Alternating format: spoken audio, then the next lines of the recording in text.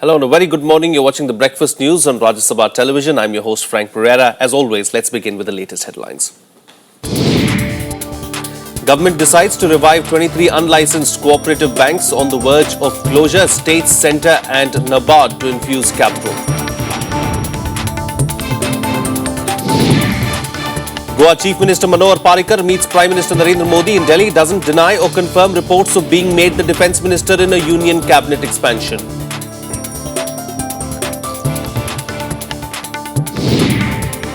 Prime Minister Narendra Modi ranked 15th on the Forbes list of world's most powerful people. Sonia Gandhi, who was 21st last year, is not on the list at all this time around. After Republicans take control of both legislative chambers in the United States after midterm polls, promises of a joint Republican-Democrat effort to end the political gridlock.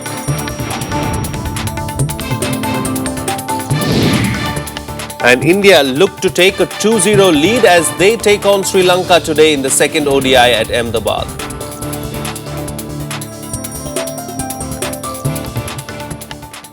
First up in the bulletin this morning, 23 unlicensed cooperative banks across the country that were on the verge of closure are to be revived.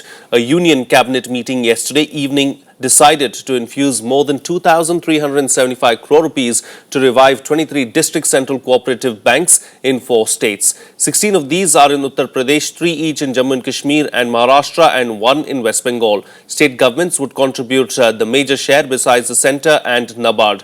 These banks have a deposits base of about 6,839 crore rupees and loan book of around 3,774 crore rupees.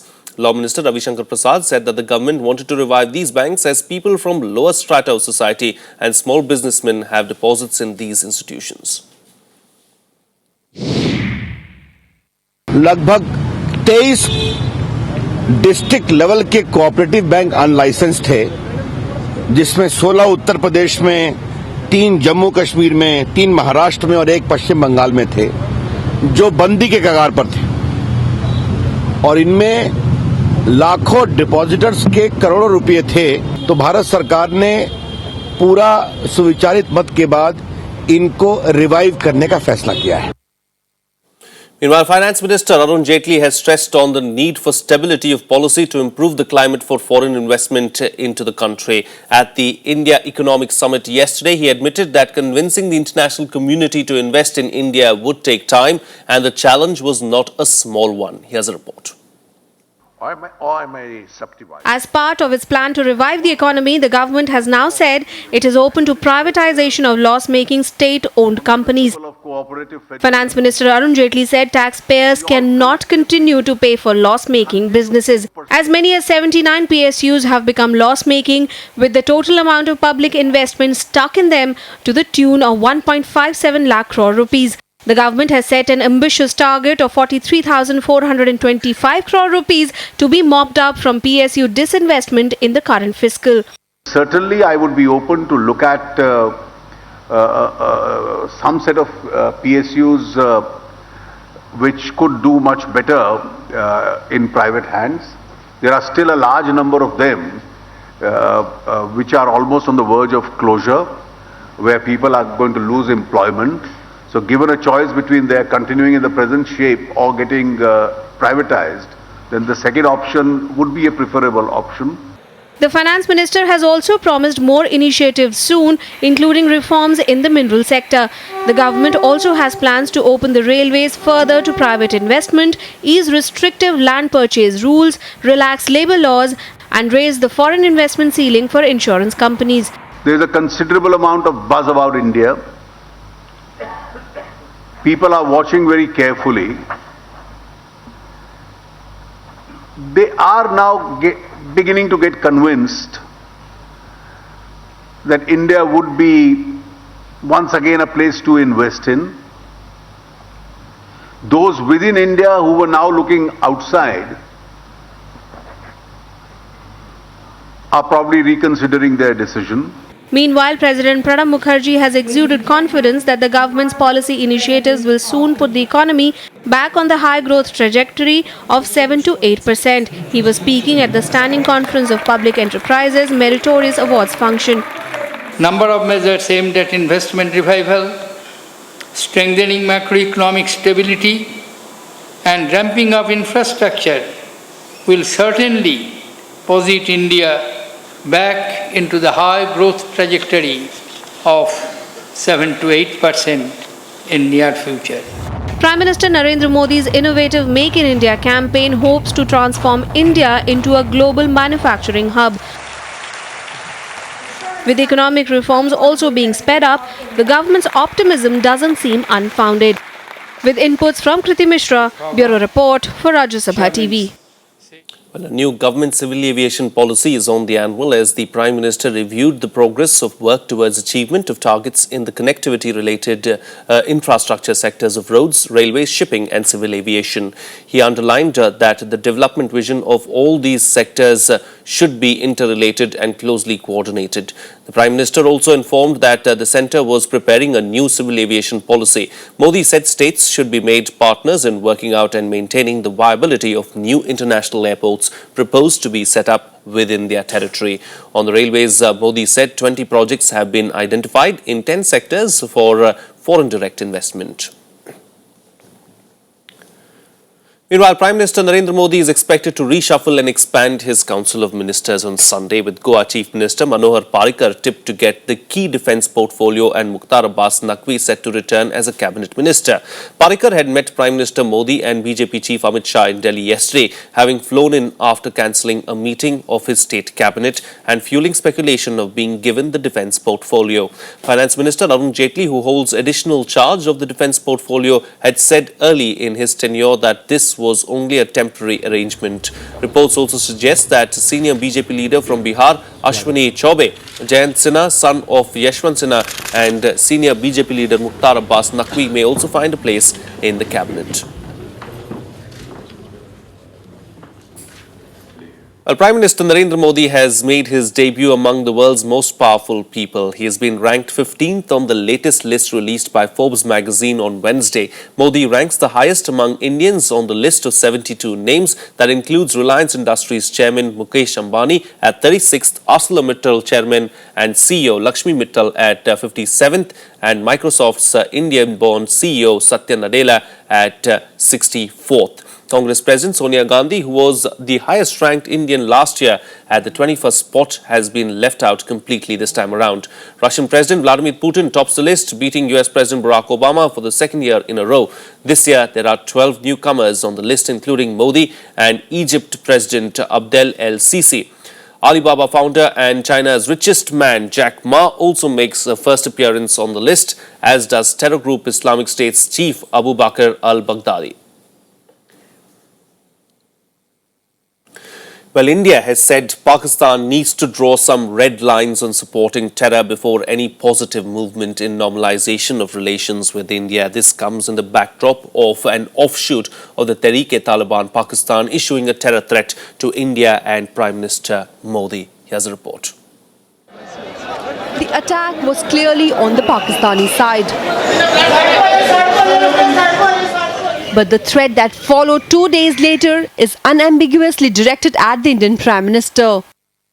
The terrorist group behind Sunday's Wagha border blast released a Twitter message that said, and I quote, "We will take the revenge of innocent people of Kashmir and Gujarat," unquote.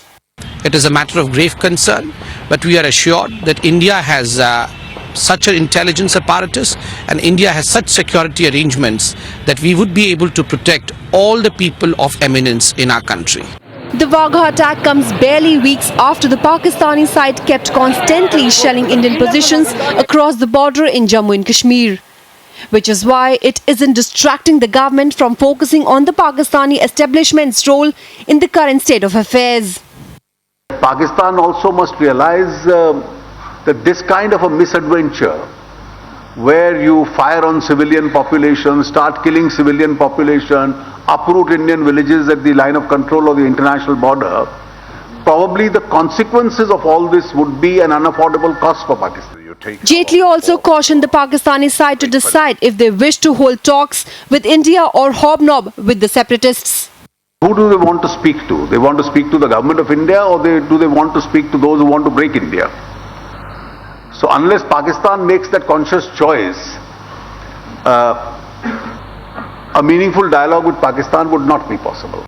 In August, India called off foreign secretary level talks after Pakistani's envoy Abdul Basit met Kashmir separatists on the eve of the dialogue. What followed thereafter is an escalation of ceasefire violations, pushing the possibility of fresh talks receding further into the background. Priti Mishra's report for Rajya Sabha TV.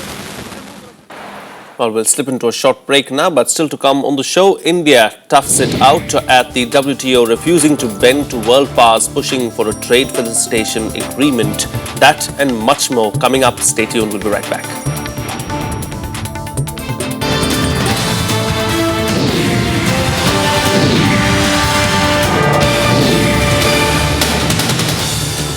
Welcome back. You're watching Rajya Sabha television. Well, the US Senate's new Republican leader and President Barack Obama have promised to end the political gridlock in the US policy making.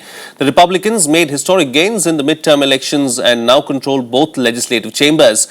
Obama said that he was eager to work with the new Congress to make the next 2 years as productive as possible. The election campaign was characterized by widespread frustration expressed by voters about the inability of Congress to work together. On Friday, he will host a meeting at the White House with Democratic and Republican leaders. The first thing I need to do is to get the Senate on that meeting. I'm committed to making sure that I measure ideas not by whether they are from Democrats or Republicans, but whether they work for the American people. I'm pretty sure I'll take some actions that some in Congress will not like. That's natural. That's how our democracy works. But we can surely find ways to work together on issues where there's broad agreement among the American people. Joining me for a chat this morning is Professor Christopher S Raj, Center for Canadian, US and Latin American Studies at JNU. Good morning, Professor, and thank you for joining us on the program. Nice to be with you again. Yes, lovely. Let's talk about what's happening in the United States now. Midterm polls, this is a major setback for the Democrats, isn't it? Because the Republicans seem to have surged well ahead and they now have control of both houses of Congress. The American election process, every 4 years there is a presidency election. Every second year there is a congressional election. So that's why mid-poll. And as you know, the structure of legislature is such, Senate is a permanent membership, but 1/3 retire every year. Yes. So 36 Senate members were in the fray for election. But the entire House of Representatives, which is the lower house of Congress, goes to the poll, and plus about 36 governors. So Yes. it's a major election. We can't say it's it's not a national election where Obama is on the ballot, but the Republican Party and the Democratic Party are on the ballot for this process. The outcome of the result is something unfortunate for Obama. Yes. And the last house was in Democratic control and last Senate was a Democrat. Both the houses are lost. And this is an unfortunate situation for a president who has last 2 years in office. So how difficult is it for Obama really for the next 2 years? Because, the Republicans now have complete control of Congress. So how is it going to be as far as Obama's administrative work is concerned? Is it going to have any kind of bearing? Certainly, Obama is constrained. But it is not something, not happening in the American history of presidency. You had Clinton also suffered that same way. You had Reagan when the Democrats were in majority. So you have a history in which the president managed. The effort in this, there is effort by the president in the White House to come to an understanding on major issues, which have a common, as he was talking, as a common base where they could come to an agreement. At present, I think a major area where issues could be a common is trade and tax reforms and other there existing more conflict areas like Obama healthcare. Then immigration is a big problem that Yes. Obama would like to regularize certain immigrants who are illegally documented. But one doesn't talk of the other side of the Obama. In the last for 3 years or 4 years, he has deported more than 11 million immigrants, who were not documented, illegal. So while he is doing that, and which is the closest figure yesterday I saw was that while he was doing more than 11 million, he was going to regularize about 11 million. This is not coming in the debate. The Republicans do not want, because it will affect the labor market, it affects the growth of their industry. Yes. But the Latinos are in bigger number now. Yes. And most of the undocumented illegal immigrants are Latinos. And for the future of democracy and future of Democratic Party, I think, there is a talk that he would use executive orders, which would increase conflict with the Republican majority, who do not want. On the trade issues... Do these polls also, generally give us an idea of what the people are going through? And, is this how the election, the major election 2 years from now, going to go? Are we going to see a major rout to the Democratic Party in 2016? Well, in a way, they have lost in 7 Senate seats, yes, which is a major, even Illinois, a state which he belongs, where Obama, he lost, there also he lost. So governor's seats are also, the governor's 6 seats they have won, but majority is Republican governors, yes, out of the 50. So this is the election picture. You asked whether general public is it the veto of the general public on Obama's policy? Now, one has to look, as Obama was mentioning, the participation has been low. There has not been heavy participation, yes, as it happened in 2012. Yes. The youth came to vote. In this vote, there was a good turnout of black vote also, but majority of people did not participate. But then overall, US elections is only 46 or 48% national, yes, elections. So this also indicates people are not satisfied with his way of functioning. Immigration, he has not delivered good, so Latinos are angry. And also the black community is disappointed because criminal law is not passed, yes, properly and protecting of the blacks. So the black community is also disturbed. So the criminal law which the Obama would like to pass, where there will be a lot of giving base for not shooting at sight, but go in more detail for the man who is in law, right, position. So this people do not like criminal law. But then can he ban guns? No. Yes, several issues to be discussed as far as the US is concerned, several issues that Obama needs to take into consideration over the next 2 years if the Democrats need to retain power. Thank you so much, Professor Christopher S Raj, for joining us on the program and sharing your valuable inputs on that subject. Let's move on now. And India stayed firm at the WTO on Wednesday on its refusal to ratify the trade facilitation agreement until a permanent solution was found on the food security issue. The row over food stockpiling has crippled attempts to reach a global trade agreement before a Group of 20 summit to be held in Australia this month. India wants to keep the peace clause under the agreement that protects its huge state food purchases until the WTO can strike a definitive deal on stockpiling. Speaking at the Indian Economic Summit, Finance Minister Arun Jaitley blamed unreasonable posturing by some developed countries for the impasse at the WTO talks. Now, our trade facilitation commitment is not because of any multilateral arrangement at the WTO. It's a commitment as a developing economy which we owe to ourselves, and therefore we are going to have trade facilitation.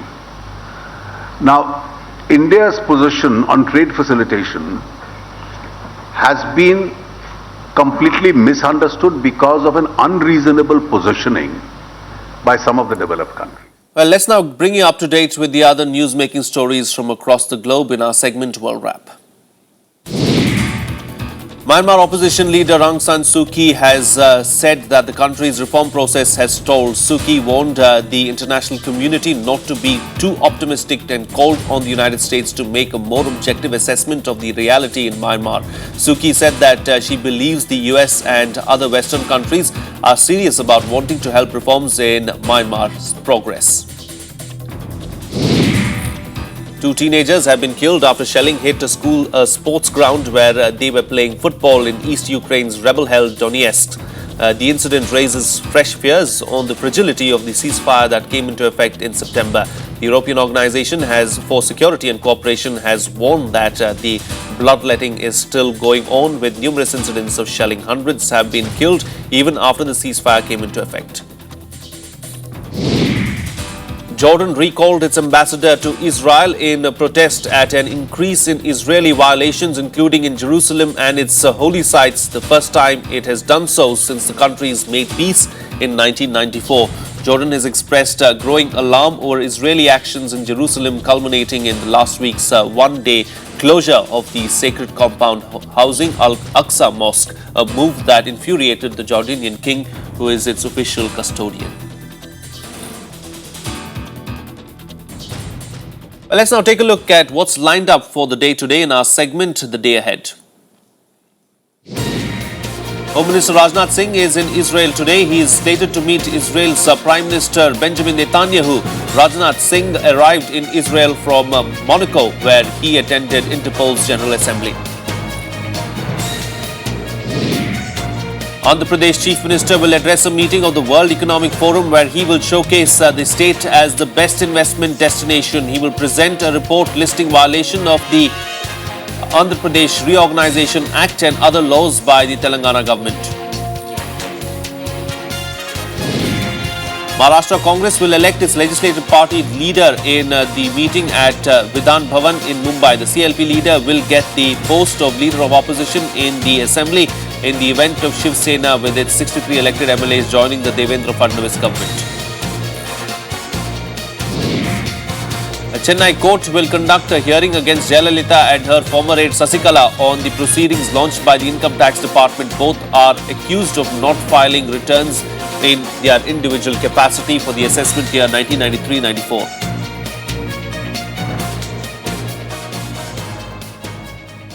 Here's a quick look now at the global stock markets. US stocks closed slightly higher on Wednesday after midterm vote, with energy shares and a better than expected labor report lifting the markets. The Dow Jones Industrial Average rose 100.69 points or 0.58% to end business at 17,484. Standard & Poor's 500 gained 11.47 points or 0.57% to close the day at 2,023. The Nasdaq Composite dipped 2.92 points or 0.06% to finish at 4,620. Gold prices plunged further on Wednesday by 450 rupees or 0.34% to 25,900 per 10 grams as the dollar strength dampened demand for the precious metal. Silver also recorded a steep fall of 900 rupees or 0.29% to 35,050 per kilogram on poor offtake by industrial units and coin makers. Asian stocks opened high today as the dollar held near a 7-year high versus the yen amid signs of strength in the US economy. Japan's Nikkei is up by 84.61 points or 0.50% to 17,021 at the start of today's trading. Hong Kong's Hang Seng rose 31.42 points or 0.12% to 23,770 at the start of trading.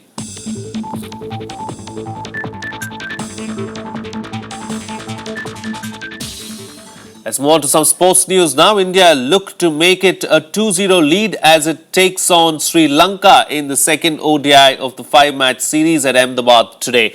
The pitch at the Sardar Patel Stadium has been favourable to batsmen, and the Indian side led by Virat Kohli will look to use that opportunity to score another big target.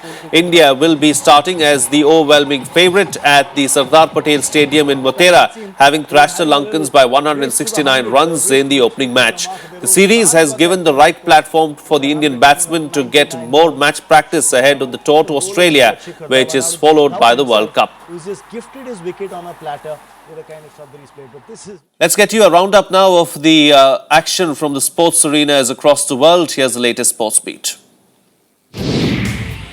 The Indian men's hockey team bounced back in style against Australia, beating the world champs 2-1 to level the 4-match test series at 1-1 on Wednesday. India started aggressively and kept the opponents' defence busy in the first two quarters. They managed to sneak into the Australian defence line and created good opportunities. The third match of the series will be played on November 8th.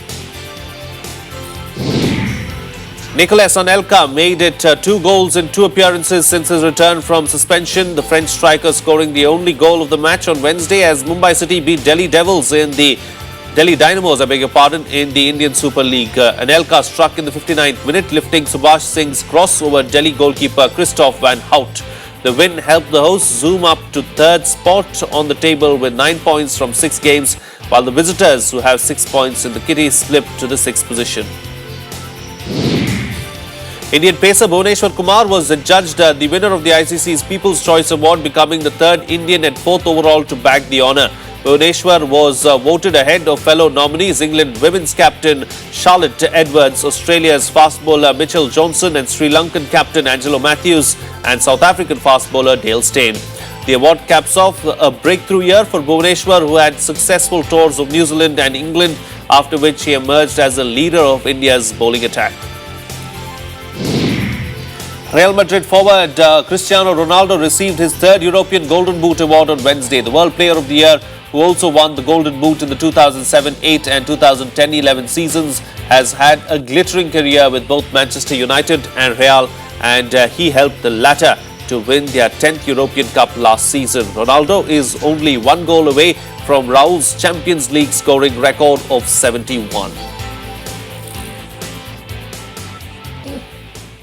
And finally, similar to the Grand Boat Festival in Kerala, here's a water festival in Cambodia with an array of dragon boats, rowers from around the country and lots of colour. I'm going to leave you with these visuals. Have a nice day.